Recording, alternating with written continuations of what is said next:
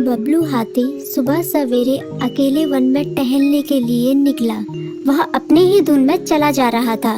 लगता था उसके दिमाग में कोई उलझन है जिसे वह सुलझाने की कोशिश कर रहा था।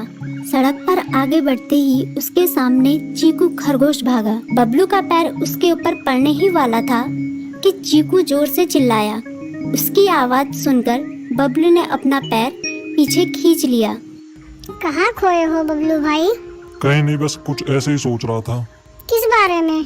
तुम जानकर क्या करोगे? शायद मैं तुम्हारी कुछ मदद कर सकूं। तुम तो जानते हो आजकल वन में कितनी चोरियां हो रही हैं, पर चोर का कोई अता पता ही नहीं है। इस बात को लेकर वन के सारे प्राणी चिंतित थे। वे वहाँ खुद को सुरक्षित महसूस नहीं कर रहे थे। अरे चीकू भाई, हम मजबूर हैं। हम चोर को पकड़ ही नहीं पा रहे हैं। वह बहुत चालाक है और अपने काम को बड़ी कुशलता से अंजाम दे रहा है। कहीं कोई सबूत ही नहीं छोड़ रहा। हमारे राजा इस बात को लेकर बहुत चिंतित हैं। यही कारण है कि हम सब इस बारे में सोच रहे हैं। अब तुम मेरी इसमें क्या मदद कर सकते हो? मैं कुछ सोचता हूँ, हो सकता है मुझे कोई उपाय सूझ जाए। प्रयास करने में कोई हर्ज तो नहीं है। तुम ठीक कहते हो चीकू, लेकिन वन के गुप्तचर भी अभी तक इसका कोई हल नहीं निकाल सके। इतना कहकर वे चुप हो गए। बबलू की बातों ने चीकू को सोचने के लिए मजबूर कर दिया। चीकू को उदास देखकर बबलू बोला, तुम अपना मन छोटा मत करो। मुझे अच्छा लगा कि तुमने मेरी परेशानी को समझा। कभी मैं भी इस वन के लिए गुप्तचर का काम करता था। एक बार मेरी टांग टूट जाने से मेरे अंदर फुर्ती नहीं रही। तब से मैंने यह काम छोड़ दिया। चीकू, तुम चाहो तो यह काम दोबारा कर सकते हो। वन के प्राणी ज्यादातर दिन में भोजन की तलाश करते हैं, वे रात को आराम करते हैं। तुम दिन रात दोनों में ही भोजन की तलाश में निकल सकते हो। हो सकता है रात को तुम्हें कुछ ऐसी बातों का पता चल जाए जो हमारे काम की हो। हाँ बबलू, तुम ठीक कहते हो। मैं आज रात को वन में घूमकर इस बात का पता करने की कोशिश करता हूँ। थोड़ी देर बातें करके चीकू अपने बिल की ओर बढ़ गया और बबलू अपने रास्ते चला गया। चीकू के दिमाग में अभी तक बबलू की कही बातें घूम रही थी। उसे समझ नहीं आ रहा था वह बबलू की मदद कैसे करे। दिन भर वह उसी उधेड़-बुन में लगा रहा।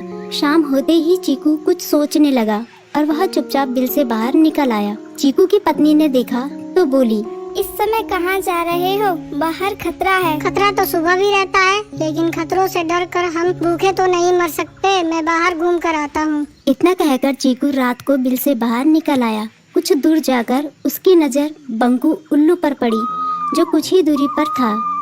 वह पेड़ की डाल पर बैठा अपनी गर्दन चारों तरफ घुमा रहा था। वह तेजी से पेड़ की एक डाल से दूसरी डाल पर उड़ रहा था। बंकू की नजर उस पर नहीं पड़ी थी। कुछ सोचकर चीकू पेड़ के पीछे से बाहर निकलकर थोड़ी खुली जगह पर आ गया और वहां से बंकू उल्लू को देखने लगा। बंकू ने चीकू को अंधेरे में भी देख लिया, पर उसने उसमें कोई उत्सुकता नहीं दिखाई और अपनी गर्दन चारों ओर घुमाता रहा। चीकू बड़ी देर तक बंकू की हरकतों पर नजर रखे रहा। वह थोड़ी देर तक खुले मैदान में खड़ा रहा, पर बंकू ने उसे देखकर भी अनदेखा कर दिया।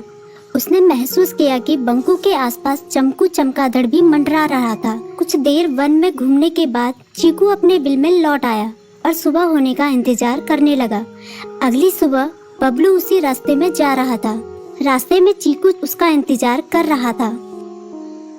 आज बड़ी जल्दी आ गए बबलू। हाँ, आजकल मुझे चिंता की वजह से नींद नहीं आती। कोई नई खबर है क्या? यकीन से तो मैं नहीं कह सकता, पर मैं तुम्हें ऐसे प्राणी का नाम बता सकता हूँ जो शायद चोरों की मदद कर रहा है। कौन है वो? बंकू उल्लू। इतना कहकर चीकू ने रात की घटना उसे ज्यों की त्यों सुना दी। इसे सुनकर बबलू का माथा ठनका। बबलू की आंखें चौंधिया गई। तुम ठीक कह रहे हो। मुझे आज रात बंकू और चमकू पर नजर रखनी होगी। इतना कहकर वे दोनों अपने अपने रास्ते चले गए। बबलू रात को अपने साथियों के साथ बंकू पर नजर गड़ाए रहा। उसकी संदिग्ध गतिविधियों को देखकर बबलू ने उसे उसके साथियों चंकी और संकी लोमड़ के साथ पकड़ लिया। बबलू ने सख्ती से पूछताछ करनी शुरू कर दी। तुम इस समय बंकू चमकू के साथ क्या कर रहे हो? हम चारों दोस्त हैं, इसलिए साथ बैठकर बातें कर रहे हैं।